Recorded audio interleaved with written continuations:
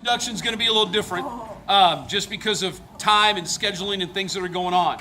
So, first of all, get on your calendar if you don't have it already. And if you go to the if you go to the Njhs website, on the very front page, there's just a series of basic information about induction. Okay, so that's already there. Monday, May the 14th is induction. It officially starts at 7. Next Thursday during Best, we are having another meeting in here to clarify exactly how Monday is going to work. Normally, what has been done in the past, and the reason this is causing a little bit of an issue, is that normally on Mondays, we stay after school for about an hour. We run through practice. We get you understand exactly where you're lining up, where you're seated, how you're going to walk in, and we go through all of those details. Well, now that we have early dismissal on Monday and we have our PLC meetings, we can't do that. So we're going to talk as a faculty council about how we're going to run a practice. Originally, I was going to do it next Thursday after school, dodgeball tournament. Okay, can't do it Wednesday because I come back from DC on Wednesday and I'm going to be worn out and I'm not going to be able to stay extra. Friday, I have things going on already scheduled that I can't get out of, so I can't stay after school on Friday.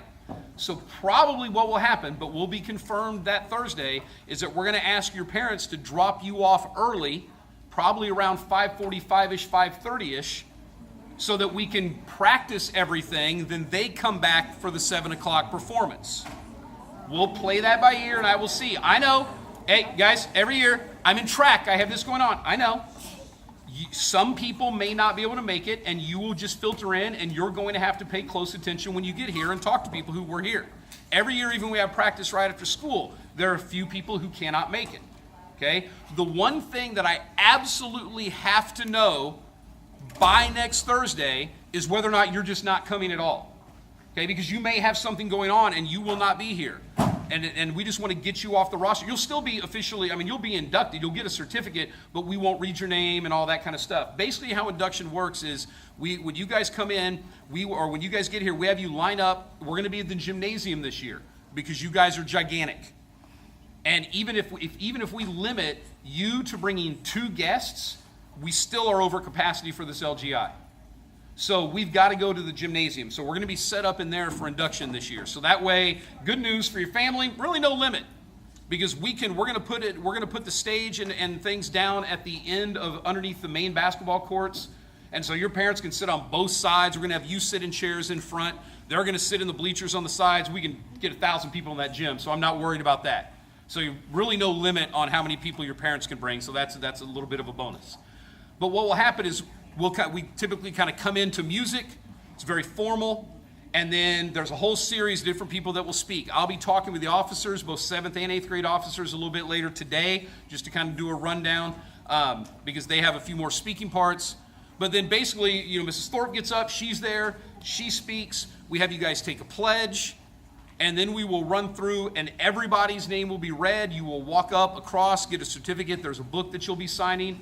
We will give out our Njhs awards for hours, citizenship, leadership, all of those types of things. We will get a large picture done at the end of this. It'll take about an hour or so. We will be done by 8:30, including the picture. Okay, so it's about an hour and a half time. You dress up for this.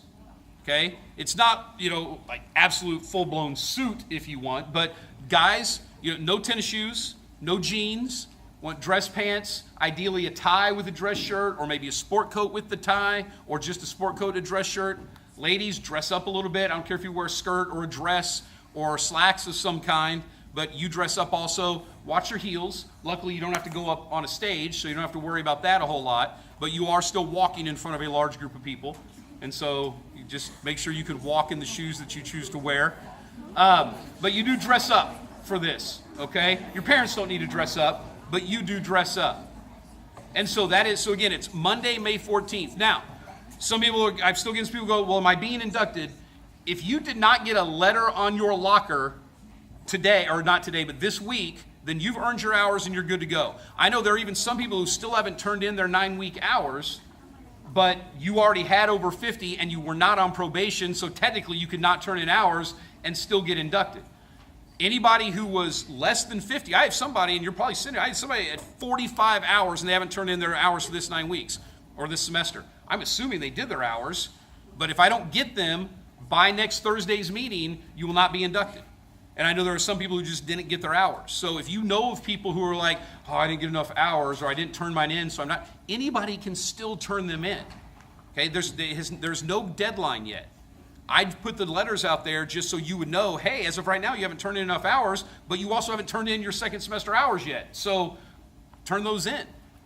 And so if you haven't done that, or you hear of people who haven't done that, let them know they can still bring them to me. Now, I'm not here tomorrow, I'm not here Monday, and I'm not here Tuesday.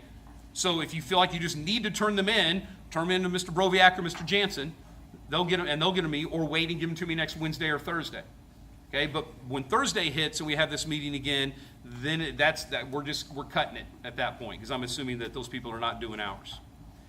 Am I missing something? No, I don't think so. Kings Island full? Yes. Kings Island is full. If you did not turn in your Kings Island stuff, hopefully you're in band, choir, orchestra, and you're going to go with them instead. We have no more spots. So if you really are wanting to go and have not turned it in, you can come talk about being on a wait list. Every year we have kids drop at the last minute.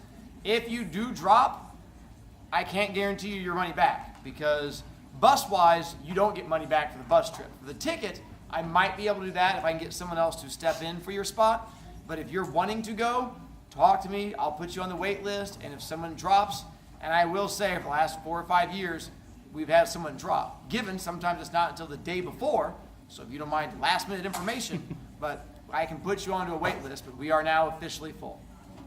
All right, and we'll talk a little more about Kings Island next Thursday also, and we'll keep our remind up through Kings Island, because that's one way when we're there, I'll communicate out with you about that. Are there any questions that you think would benefit people hearing about induction or something else? I do want to clarify a couple things in case other people ask, or in case you wonder. Remember, we are not connected to the High School Honor Society. They are two separate programs.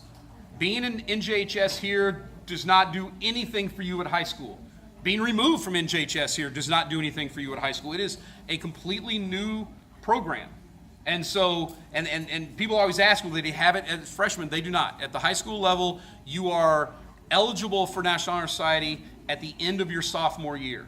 And typically then they send out invites, and then they go through a process at the beginning of your junior year, and you go through some things to try to earn hours and stuff, and then you are officially get your nice NHS cords that you wear at graduation when you finish your senior year. But it's really your junior and senior year that you are in the program, and it's your freshman and sophomore grades that are eligible. They're the same way. They have an academic requirement that first puts you in, and so it is based on your grades your freshman and sophomore year. But it doesn't, you can't go, well, I was in National Junior Honor Society, and it doesn't matter.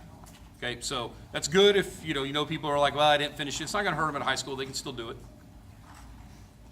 It's not nearly as intensive. Yeah, I will tell you, you've done more here than you would have to do in 2 years at the high school. Oh, yeah. I think, what are they, 15 hours? If that's like 10 to 15 10 hours. or 15 hours of service over your junior and senior year. And there's no like group activities, no things you come together. It's just a name only. Yeah. So you can handle it if you can handle the academic side of it.